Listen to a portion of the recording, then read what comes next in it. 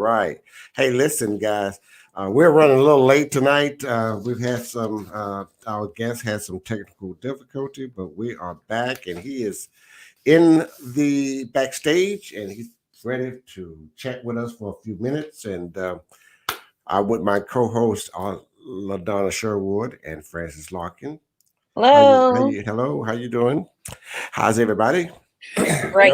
Well, we're starting a little late, but that's okay. We've got Randy Feldschau here tonight as our special guest. He will be visiting with us in about 60 minutes, but we want to let you know that we've got some things going on. This coming, we got a lot of things going on. This coming Sunday, we've got Dr. Richard Price. He's going to be the historian and tell us all about the beginning of the Pear Orchard, the history of the Pear Orchard, and also the history of the beginning of Hebert High School. So he's going to be with us on Sunday at 7:00. And we've got some. Who you have on Tuesday? I think Tuesday is open, huh? No, it's not. I text you. Hold on a minute. Yes. We're going to have Chris Durio on Tuesday. Okay. Right. And we're going to have Thursday. You text me on Thursday, and we're going to have Robin Mouton. Robin Mouton. That's right. Okay. And then the next Sunday, we're going to have LaShawn Proctor. So, yeah. That's right. So we've got a full schedule for March. And believe it or not, we have the notorious Mike Getz will be with us on the 28th of this month. So we've got a full slate going on. Okay. So, guys, just hang in. We'll be right back. Give us about 30 seconds. We'll have our special guest, Randy Feldschau, running for re-election for the city council at large position.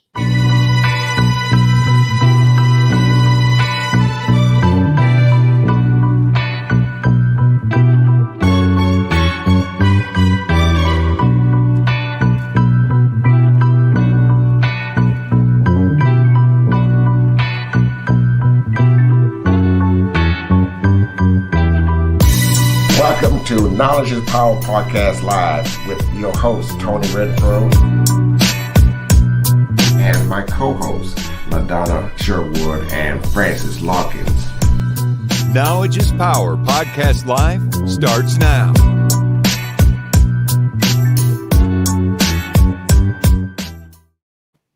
You got it.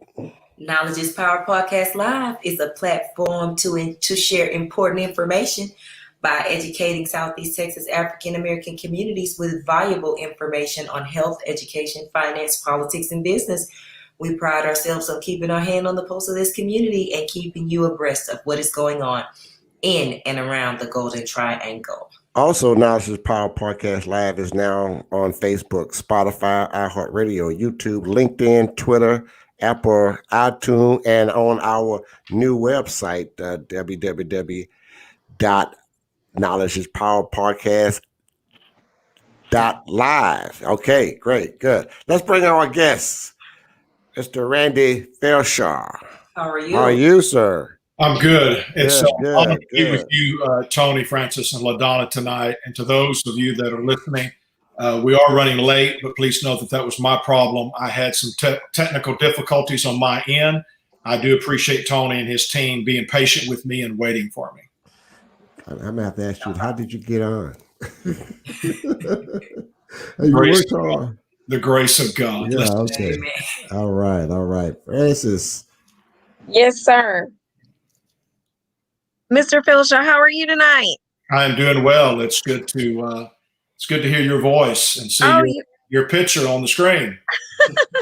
Yes, sir. You too. I'm super excited for you to be with us this evening. And I want you to go ahead and first tell the people, our viewers that are listening, a little bit about yourself. Of course, we know that you hold a seat on the city council currently, but just tell us a little bit about yourself, if you will. Well, as you mentioned, I'm Randy Feldschau. I was born here in Beaumont, raised in this area. I've been in full-time ministry now for 40 years. I pastor One City Church here in Beaumont, which is the old Cathedral in the Pines Christian Center. Many people in Beaumont remember Pastor Dabney coffee with Pastor Dabney early in the morning. We changed the name of the church here last year in 2020 to One City Church. I've been there now going on 15 years. I've been serving on council for 2 years now. I'm finishing up my first term, and I'm running for re-election to my second term as city council member at large. Okay. Well, tell us a little bit about your seat currently.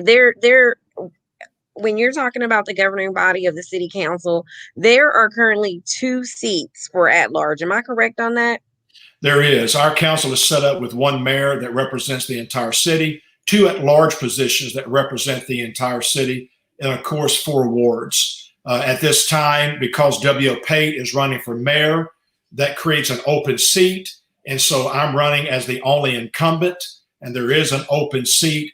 And so city council member at large does represent the entire city, and everyone within Beaumont has the opportunity to vote for them. And please remember this, that you do get to vote 4 times. You get to vote once for the mayor, once for the ward you live in, and then there's 2 seats for at large, so you can cast 2 votes. And for many, many years, citizens have been told to only vote 3 times.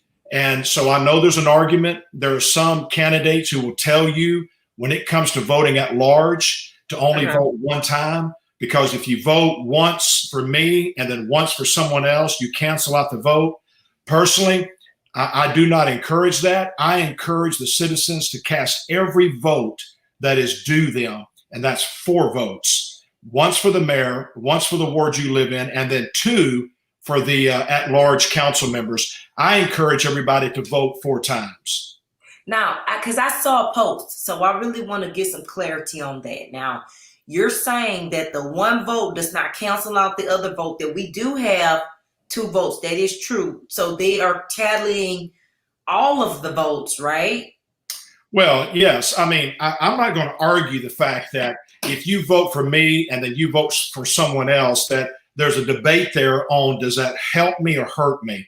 And I'm not going to get into that debate, but the fact is, legally, you can vote 4 times. Okay. Once for the mayor, once for the ward you live in, and then you get to cast 2 votes for at large. And I personally think you should cast every vote that is due you. And so there's a number of us running. There's me, AJ, James Eller, there's Elias, there's Brian Nevo, and then Qureshi. So there's 6 of us running. And out of those 6 people, you get to pick 2. Okay. Thank you for clearing that up. LaDonna, did you have a follow-up question to that? I do. Can you tell us a little bit about the duties of a councilman? Because sometimes we don't know what the city council does and what is your job exactly. Well, there are different forms of city government. Ours is a city manager, council-led city government. So that means that the city council, comprised of the mayor, 2 at-large, and 4 wards, the 7 of us meet on a regular basis, and we're the ones as a legislative body that will set policy, that will set city ordinances that address the budget. We only hire 3 people, the city manager, the city clerk, and the city attorney.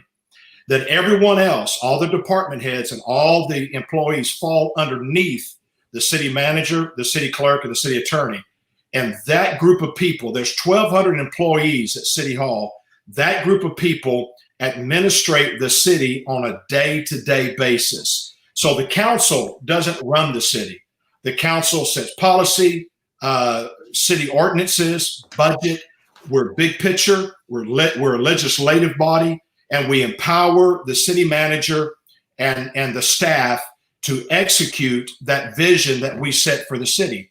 And we're there to represent the constituents of Beaumont, to listen to them, their needs and their concerns, and to take those needs and concerns to City Hall, and then to empower City Hall to execute programs and policies that will address those challenges and address those needs. Yes, sir.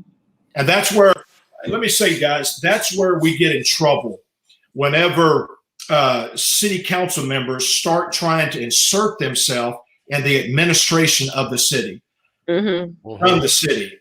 Listen, when I contact City Hall, I call the city manager, and then he puts me in touch with the department head.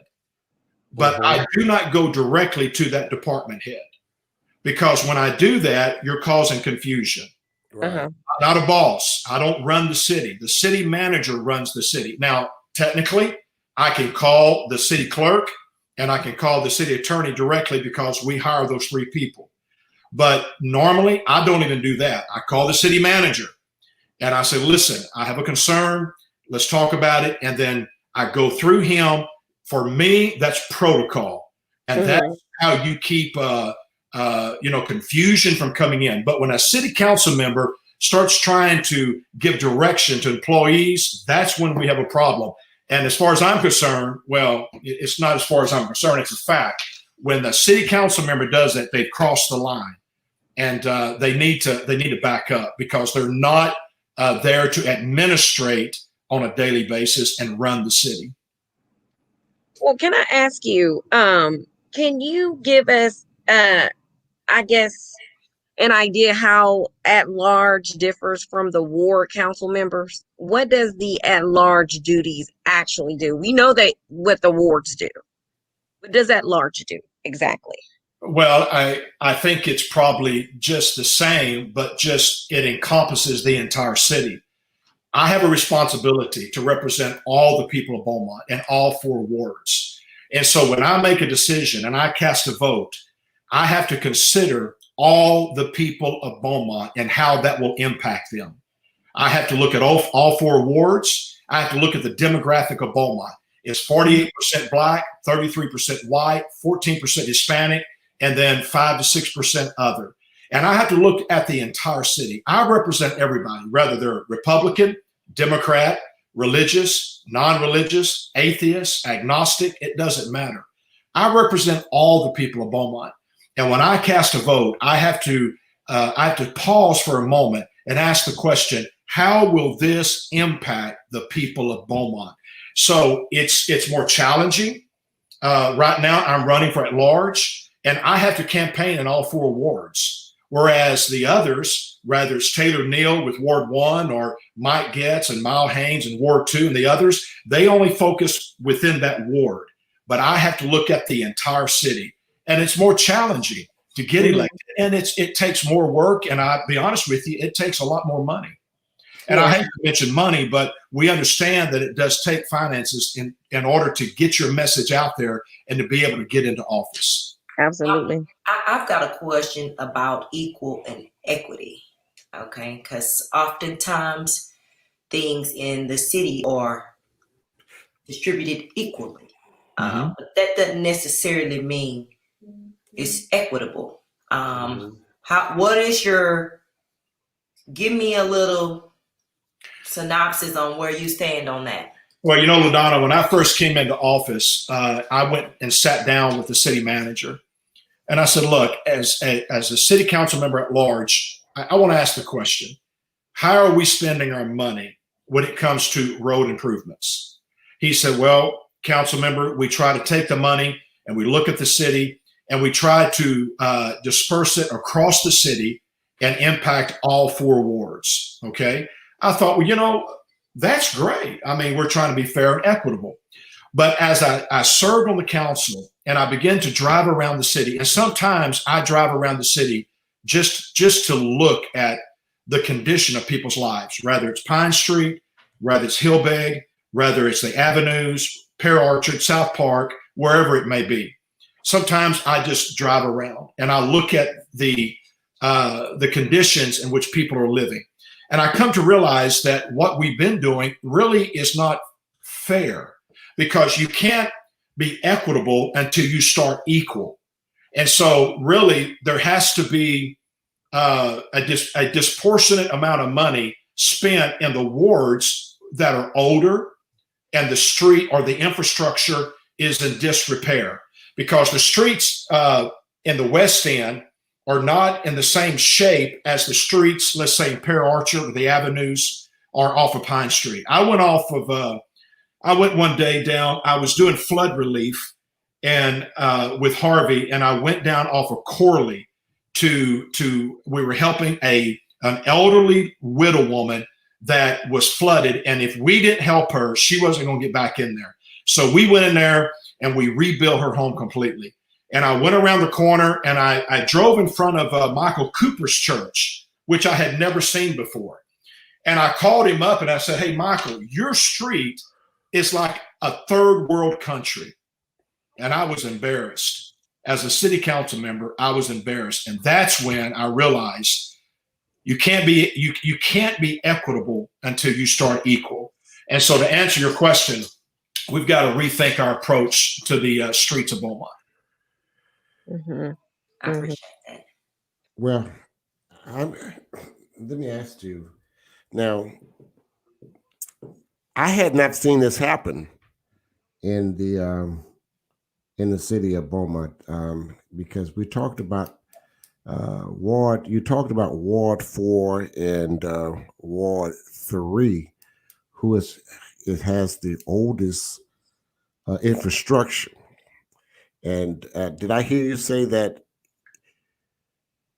you tried to make sure that they get more funds to that area?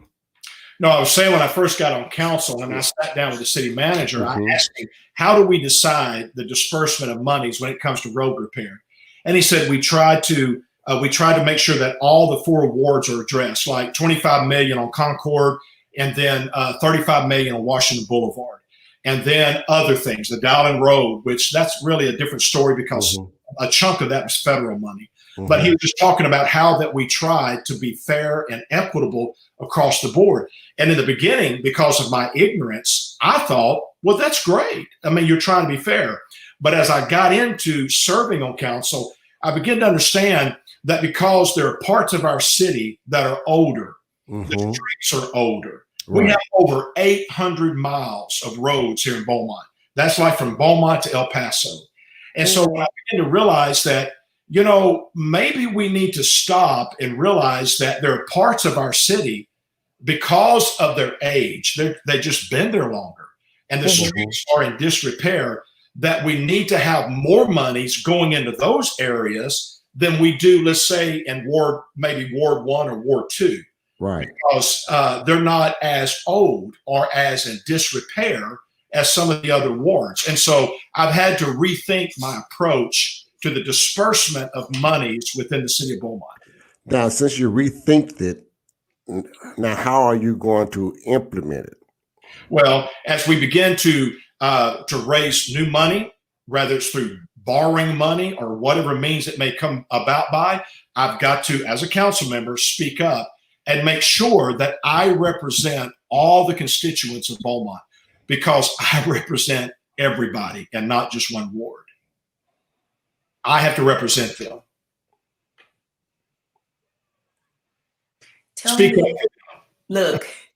Tell me, what has prepared you for this position? Tell us a little bit about what makes you feel like you're prepared for this job.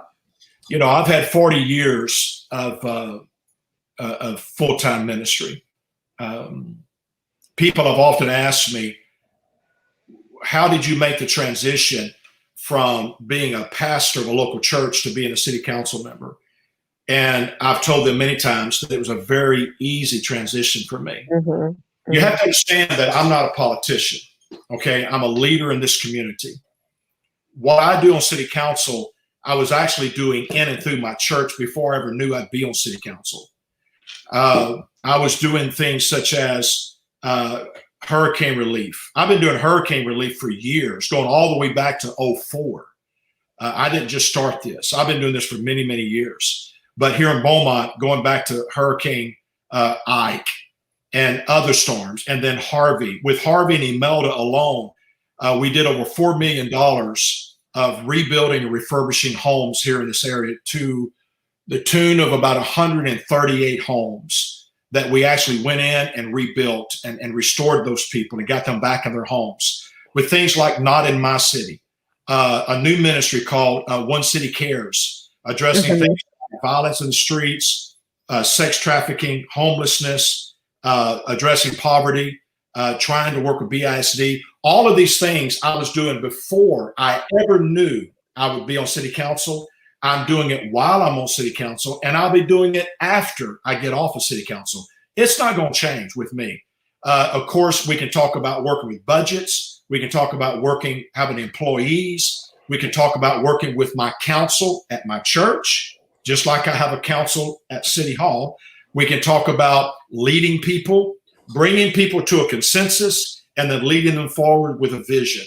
We can talk about a lot of things, but let me just say this. People have to remember that this nation, if you go back and study its history, many of the men that were involved in the Declaration of Independence, the Constitution, our founding fathers were ministers. There was a time when it was understood and expected for ministers to transition from the pulpit to the podium, just like Dr. Martin Luther King Jr. did. It was a natural transition because the pastors were the leaders in the community. They were the voice of the city. They were the conscience of the people. And they helped people. They lifted people up and helped those that could not help themselves. And so to go from preacher to politician at one time in this nation was just expected, and it was accepted. 20% of the statutes within our national federal capital in Washington, D.C. are ministers. And we forgot that in this nation, that ministers at one time were heavily involved in politics. And personally, I think it's time to get back to that because I care about people. Black, white, brown, male, female, Democrat, Republican, religious or non-religious. I care about people. And I have a history to prove that, where I'm interested in bettering the lives of the people of Beaumont. I got a question since you said that, Pastor, and I'm glad. I meant to bring this up with another pastor the other night we had on, but given the current climate and the division and the culture of what's going on, oftentimes as preachers, the message is to kind of forgive and move forward. But when there's division and there needs to be some rectifying or recompense and things of that nature for issues that are unacceptable, do you have a proposal for people that have been treated unjustly and unfairly, particularly in the Black and brown community, and just division period? How do you propose we combat some of these tougher issues? Yeah, when I boy, that could take a while.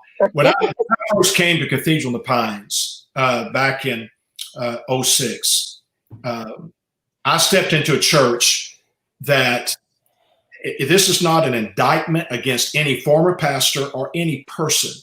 But when I first stepped in that church, immediately I encountered a culture in Southeast Texas where I understood, it was my understanding, that the Black community did not feel welcomed at my church. And I began to discover that there was a history with my church. And so I began to preach from my pulpit that racism is a sin. And I began to call it out for what it is. And I began to deal with that issue. And I began to challenge my church. And I hired the first African-American to ever work at that church on staff. I hired the first, and actually she came in as an administrative assistant, and now she's one of my pastors. And since then I've hired others. And so I began to change the culture of my house to significant loss, where I lost a lot of people. And I had to rebuild my congregation because I dared to step out and to address that issue. In 2016, July 4th of 2016, that week, when we had the shooting of Sterling in Baton Rouge, Castile and St. Paul, and the ambush of the police officers in Dallas, that week, I stood up and dealt with a message about the churches taking personal responsibility for the blood that's in our streets. Rather, because it's not white blood, black blood, blue blood, it's all red blood. We're one human race. We're not a black race, a white race, or a brown race. We're a human race. And I began to preach, and out of that came that statement, not in my city. And we began to deal with racial reconciliation. And we've been a church of trying to be a pioneer and set the tone and challenge other churches. Just 2 weeks ago, we, for the first time, my church is 100 years old, but for the first time on a Sunday, we celebrated Black History Month. And that had never been done in my church before, and I did it. And I brought in a special speaker, a lady out of Dallas, to Haviland Ford. Her and her husband are just a wonderful couple, and she did a phenomenal job. And I continue to challenge my church. I've started Hispanic churches. I've done multiple things with the Black community, and I will continue to do that and try to set an example for this city. I appreciate that, Pastor. I hope I'm answering your question. You did. You have very thoroughly. And so I hear that that's one of the issues that are near and dear to you that you're kind of standing in the gap on. Is there any other issues here in Beaumont that you wish to address or find a reprieve for? That's loaded. Every candidate's going to tell you the same thing because it's good and right that we have to continue addressing our infrastructure. We have to continue addressing our public works. Everybody talks about sewer lines. We've already repaired 50% of the sewer lines in Beaumont, and we're trying to work on the other 50%. Every candidate's going to tell you the same thing, that we need to support the first responders, fire, police, and EMS. Every candidate's going to tell you the same thing, that we need to improve city services, and all of this stuff are things that I focus on, and that's important to me. But there's three things that I'll mention tonight. And number one, we have got to find a way to address the divisiveness that's on our city council. You have to understand that debate is good and right. Mm-hmm. Debate is what causes two opposing forces to come together and find compromise and find the best solution for the citizens of this great nation. Right. But we should debate as statesmen and agree to disagree without becoming disagreeable. We have digressed from debating as statesmen. Now we specialize in character assassination. Right. That's a tragedy in this nation. I preached in my church, and you can check it on my archives. You can find it. I preached in my church in February of 2016 in that first presidential campaign between Hillary Clinton and Donald Trump. And I preached to my church that I was greatly concerned about the divisive spirit that was being unleashed on this nation. And in the last 4 years, we've seen it. I've seen it. You've seen it.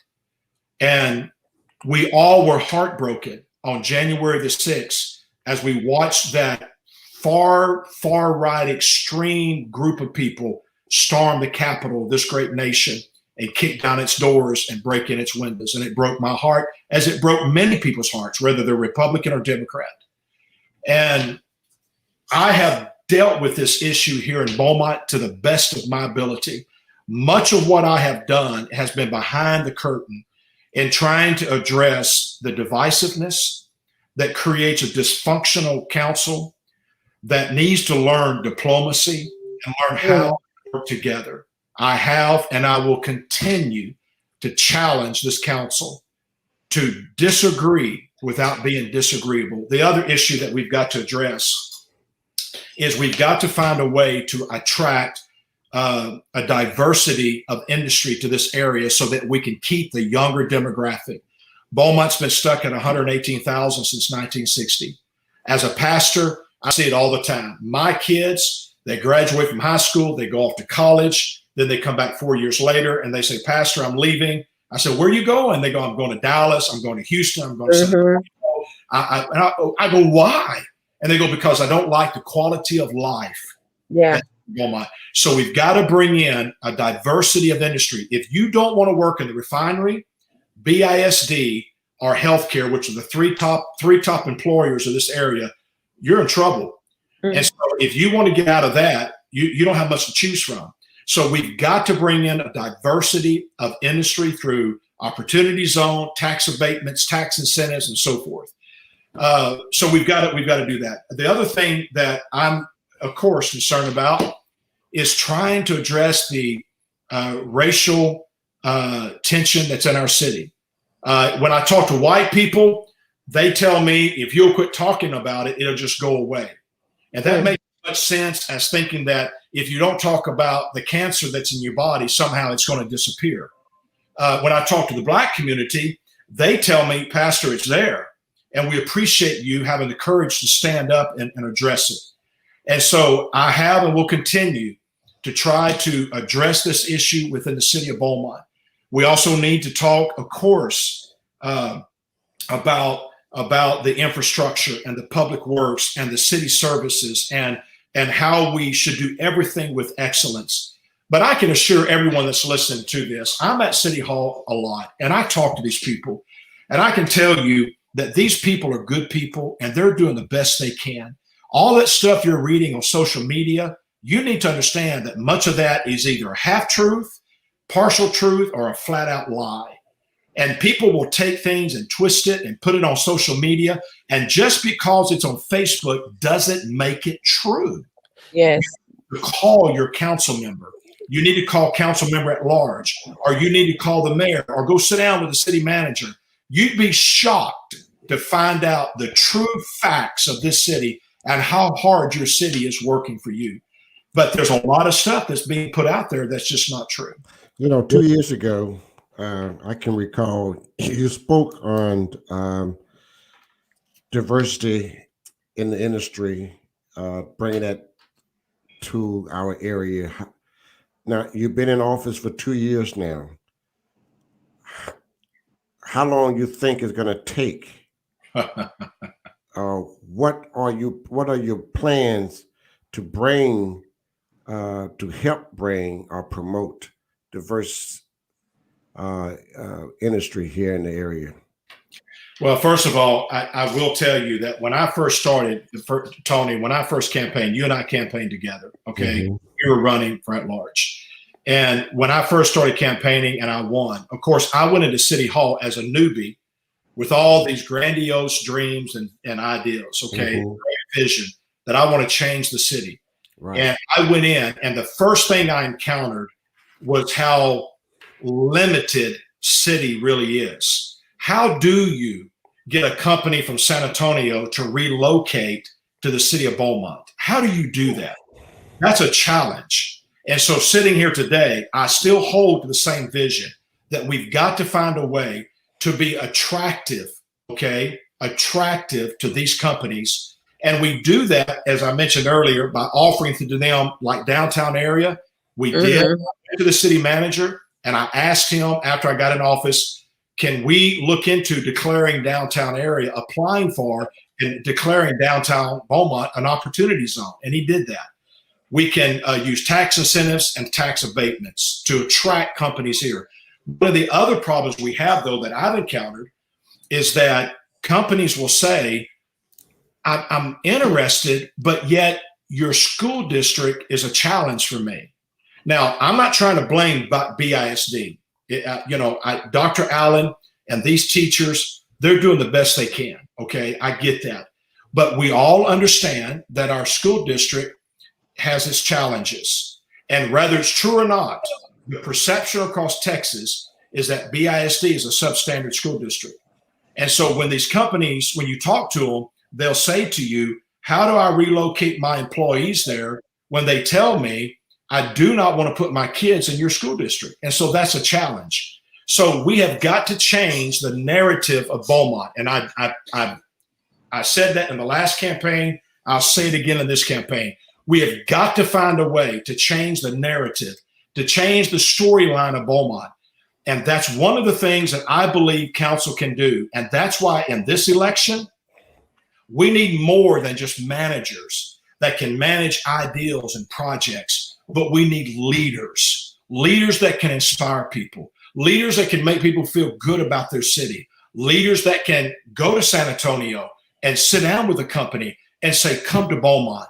Beaumont has a lot to offer. Move to Beaumont.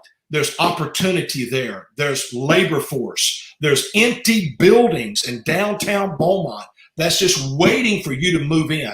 That's an opportunity zone. There's a historical district where there's tax incentives and tax abatement. So we have got to get aggressive and going after these companies and trying to get them to consider Beaumont. Now, last year, 2020, COVID-19, there was nothing going to happen last year. Nothing. That last year was a washout. The year before that, we're dealing with Imelda. I personally have been fighting Harvey, Imelda, COVID-19, and it's been a challenge. Like I mentioned, I pulled in through Harvey 1,200 volunteers from across America and housed them at my church and raised over $4 million for flood relief through Harvey and Imelda. And it's been a tough few years. So the bulk of my administration on council has been dealing with Harvey, Imelda, COVID-19, and behind the scene, the divisiveness that is on council. That's not an excuse. It's just a reality. Do you feel that the divisiveness that is presented at times on city council has caused a stumbling block, if you will? I think this council spends way too much time with internal conflict as opposed to hey, I'm gonna stop you right there. You right there. Come on. Now, I'm going to ask you to start that all over again because I want to make sure you know what you're saying. All right, now go ahead. Slowly, Pastor, slowly. I had to say that, but listen, you are correct. You are definitely correct, but I want to hear it again. It sounds so good you're saying it. I'll say it this way. Okay. Right or wrong, I'm not one to get on social media and we'll call it out people, attack people, or expose people, or expose what I'm doing behind the scene. Right. Some people say, Randy, you need to blow your horn a little bit more. And that just goes against my nature. But I can tell you the last 2 years, I have spent more time behind the curtain trying to promote unity, trying to address the divisiveness, confronting individuals. Look, I'm a pastor. I've spent a lifetime confronting people in private, confronting people and challenging people, appealing to their better angels within and believing in people and trying to get them to rise to their full potential. And so I have spent much of my time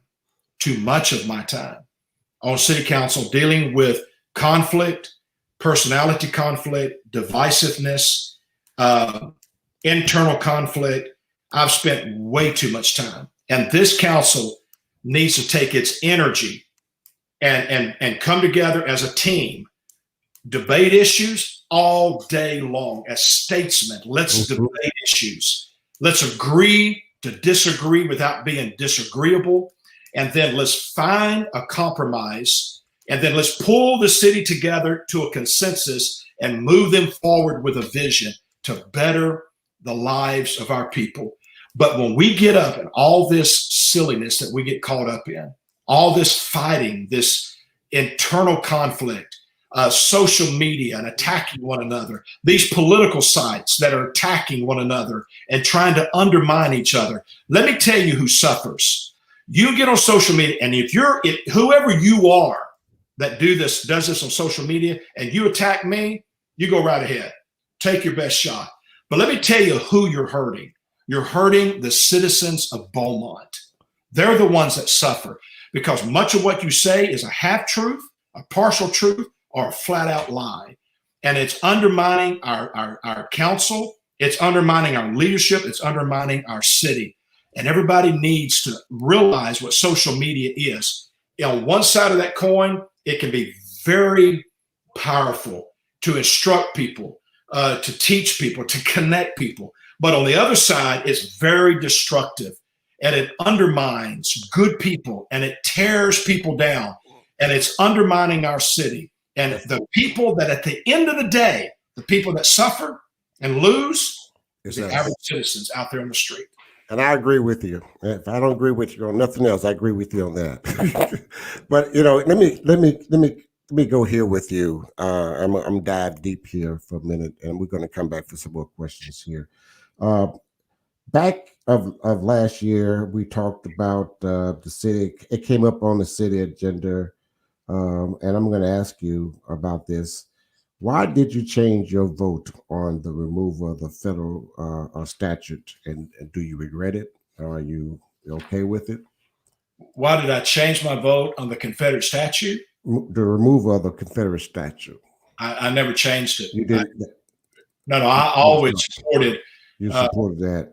At first, I approached the ideal of taking the statute and rewording it. Okay. Mm-hmm.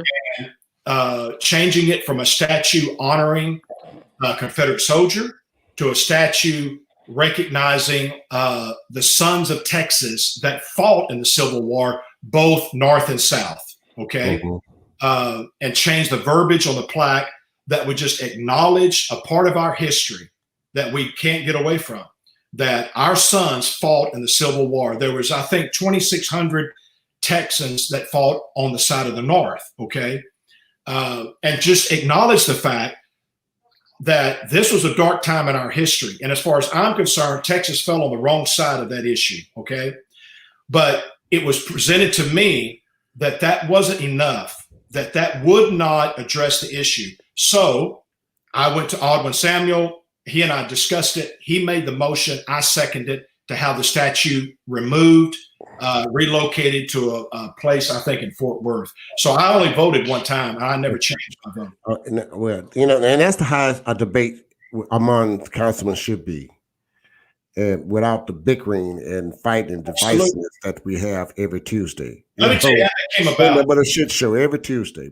Besides not getting ready to do the things we need to get productive in the city, we're bickering and fighting among each other. And I understand that what you have to do to kind of get in between there and try to work with them all to come to a common ground. But because the people of the city are tired of it, and we're already divided. So we are tired of it. Absolutely, I'm sick of it. I'm tired of it.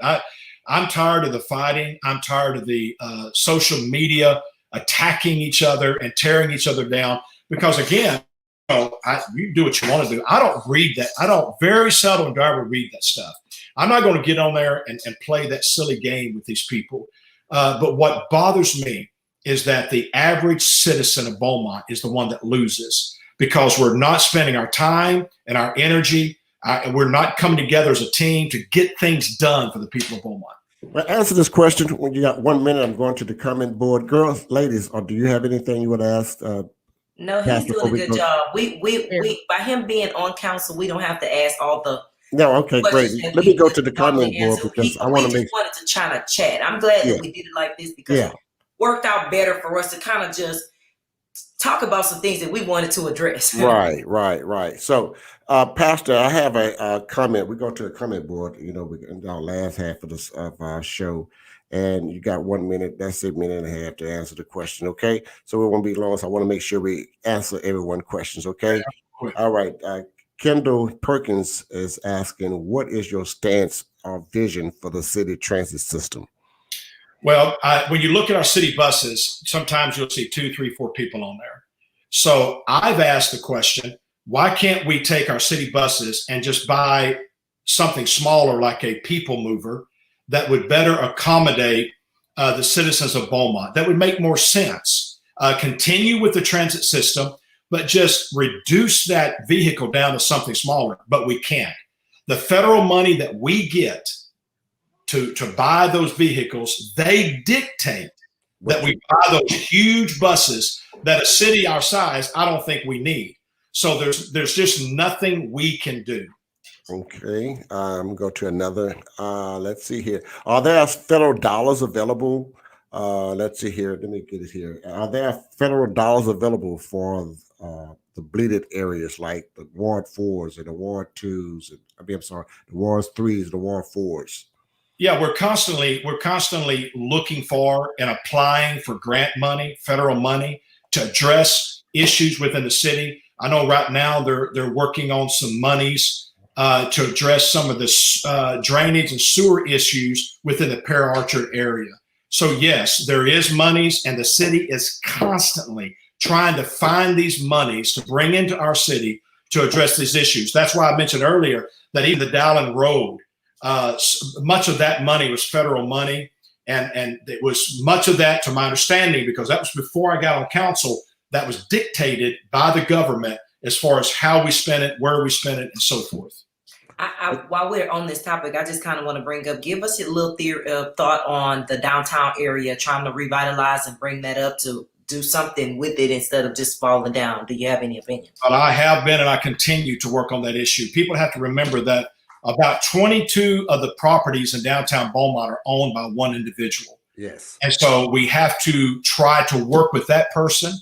Number two, that the downtown area is going to succeed out of a partnership between civic and private, or civic, the city, and private industry. We've got to find a way to work together. All the city can actually do is encourage businesses to come down there, because it's an opportunity. We declared it an opportunity zone, tax abatements, tax incentives, and try to work with them to come down into that area. That's all the city can do. Sometimes I do believe citizens believe that City Hall has more power than what it does. We're limited on what we can do, but we try to attract, we try to tempt and flirt with these businesses, but at the end of the day, we can't make businesses come down there. We're trying to do Riverside Park. That's going to be about a $24 million project. Oh, $27 million project. $27 million project, $24 million FEMA, and $3 million of the city. And we're trying to get that project going and finished so that we can improve the quality of life. I have worked with that individual, met with them, that own 22 properties. I've tried to work with that person, and I will continue to trying hard to see our downtown area developed. But it's not easy. And I promise you, it will not happen in 12 months, 24 months, in my next term. It's not going to happen. Citizens have to understand that I voted last year on things that will not manifest maybe for 5 years. It takes time with the government to get things done. We're flirting with federal money now, trying to get $90 million to build a new water plant out there off of Major Drive. That's going to take years to get that done. But that's what you do every day. You work to try to get things done. Terry Roy is asking, what is your stance on the Dowling Road extension? Well,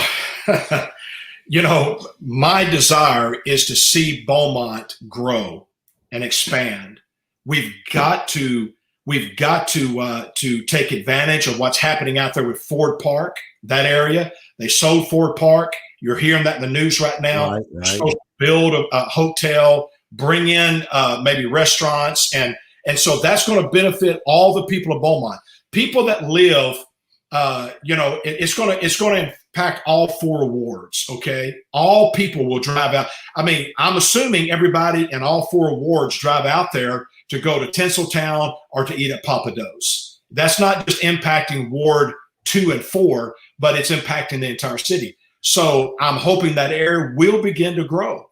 So do I support the Dowling Road extension? I do, if it's done in the right manner, and if we can find a way to fund it. But ultimately, I believe that's going to have to be up to the citizens of Beaumont, because I don't know how we can get it done without raising taxes. It's a 3-leg project from I-10 to Walden to Washington, and connected to Dowling. So you're not going to get that done. That's a $35 million estimated project. I don't know how you get that done without raising taxes. So perhaps the best thing we to do is to put that for a vote before the citizens of Beaumont and let them vote on it. Probably the best thing to do would start at I-10 and do that first leg, probably around 10 million from I-10 to Walden Road, hoping you'll bring in growth, new businesses that will impact the quality of life for Beaumont. But I understand, not to cut you off, that land was going to be a gift from the owners of that land. Part of it is, but to go in there, to go from I-10 to Walden Road, you're to deal with the road, the infrastructure, the drainage, and all that's comes into play. Right. It costs us. It's going to be $10 million, I'm sure. Right. It costs us. Let's go with the Faith. Faith is going to ask you about, since we talked about federal money, Faith says who applies for the federal money for Darling back at that time, and why that road versus another road. When we talked about the Darling Road extension, when the feds Darling Road, when they re-blacktopped it, you mean? Yes. That was before my administration. That's before I got on council. I would be speaking out of ignorance, and I really would hate to do that, to misinform citizens. That was before I got on council. I just know that it was said to me that was federal money, and it was my understanding that there were some limitations, as with all federal money. There's limitations placed on us that we have to do certain things in a certain way at a certain time. And so for me to get into the details, I apologize, but that was before I was on council, and I just can't speak to it intelligently. I'm going to ask one more question from the comments box, and it's going to be from Irma Lynn Thomas, and she's asking, what is your stance on the dog park at Rogers Park? Well, again, I campaigned last time, and I'll campaign this time and every other time that the citizens of Beaumont allow me to serve. And that is, we have to constantly improve the quality of life for our citizens. I feel like right now is not the right time for the dog park, because you're looking at a $100,000 ticket when we're coming out of a COVID-19 year, and we had a deficit within our budget. And my encouragement to Councilman Getz, when I sat down and he discussed this with me, I told him then that, look, a dog park, if that's a way to improve the quality of life for our citizens, it's only $100,000. You got $44 million in the general fund. I understand that's not a lot of money, but my word to him was, I really believe that now is not the time, because of the COVID-19, because of the drop in sales tax, hot tax, and so forth. This is just not the time.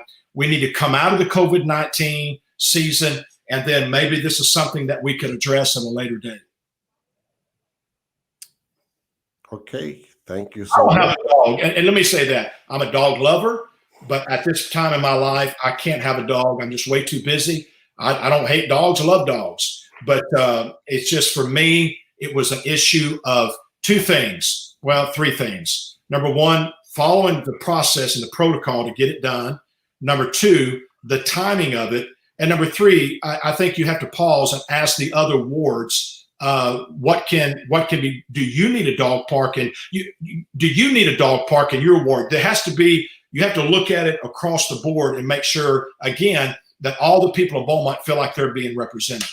Irma Lynn has one more question. What is the plan for a recreation facility for our children? Can they go a little further with that? What are they referring to? Maybe she's saying the plan for a recreation facility in the Ward 4 area. We're talking about the old YMCA building. Is that a reference? No, we're not talking about. She's wondering. I'm pretty sure she's stating this because of the recreation facility out on Magnolia and Gulf, and maybe she's asking that plan. What is your plan for a recreation facility for the children on the other side of town? Something like the old YMCA. I don't know of any discussion right now. I apologize that I seem to be, I'm not connecting to her question. Okay. She'll probably come back again. Girls, ladies, you like to ask Miranda one more thing before we No, I'm super excited. I think we got covered the things that we wanted to get covered, and I'm glad you came on. I'm happy that all of the technical difficulties got worked out because I was looking forward to it. I was like, he's not going to be able to come on. So I'm glad you made it. Well, thank you so much. I appreciate what you guys are doing for our city. I do believe that one thing we've got to get better at is how we at City Hall communicate to the citizens. And we've got to find a way to do that. And personally, I'm working on something now that I will roll out after May 1st if I'm reelected. I've been working on it, and something that I've actually, it's going to cost thousands of dollars to do it, and I'm paying for it personally. The city's not paying for it. My church is not paying for it. Something that I'm paying for personally to try to create a platform where we at City Hall can communicate to our citizens and try to address a lot of the misinformation that's going out there on social media. I agree. But I appreciate, Tony, what you're doing. Yeah, thank you. I appreciate you too. And thank you for accepting our invitation. We've been with Randy Feldschau, City Councilman at Large. He's the incumbent, and he is running for re-election for the May 1st, 2021 election. Any final say, Randy? You want to share before we end our Why should they pick you, sweetheart? We need to know. Okay, let me say this, guys. Look, number one, the lady that's asking about the recreational facility for children, she can call me on my cell phone, 409-504-1730, 504-1730. That's my cell phone. You call me anytime. You can also go on my Facebook page, Randy for City Council. My website, again, Randy for City Council. Just type that in. It'll come up. Facebook, website. My email is Randy, the number 4, randy4citycouncil@gmail.com. Communicate to me. I try to answer every email. I take all my phone calls. I want citizens to feel like they can get in touch with me. But let me say this to you guys. Listen. We're looking at some major changes on our city council this time. A new mayor, at least 2 new ward positions, because Robin, 2 new seats. Because Robin is running for mayor, Ward 4 is got an empty seat. Because WL is running for mayor, there's 1 seat for at large that's open, okay? Ward 1 is the only one without an opponent, and then you got Ward 2 with an opponent. So we've got 2 seats plus a new mayor. We've got the potential for a lot of change on this council. The citizens of Beaumont need to pay attention, and the citizens of Beaumont need to come out and vote. You need to vote. You've got to vote this time. You've got to pay attention. I believe this time, this is probably the most critical election in recent history in Beaumont. Look at the people that are running across the board. I'm not talking about any one category or any one person. Look at all the candidates, including me. Look at all of them. Pay attention and vote. And know that this time, I think it's critical, as I said earlier, that we not only have managers that can manage ideals and projects, but we need leaders that can inspire people, that can bring the council together, that can help to push things forward. Because we're coming out of a COVID-19 time. We're coming out of a controversial presidential election. We've had rioting in our streets across the nation that impacted us here in Beaumont. We didn't have rioting in our streets, but we still had protesting. And we're a city that is still experiencing racial tension. And we have got to have leaders that can rally our city, change the attitude of our people. That's the wrong word. Give them hope. And change the narrative of Beaumont, because I'm tired of hearing people across Texas say that our city is not a good place to live. I'm tired of it. And I want people to realize how great Beaumont really is. Randy Feldschau, everyone, City Council at Large. We thank you again, Randy. And we thank everyone for listening. And we'll be back on Sunday on Knowledge is Power Podcast Live. Thank you. Okay. Thank you for watching Knowledge is Power Podcast Live. Be sure to like and subscribe to all Knowledge is Power social media pages.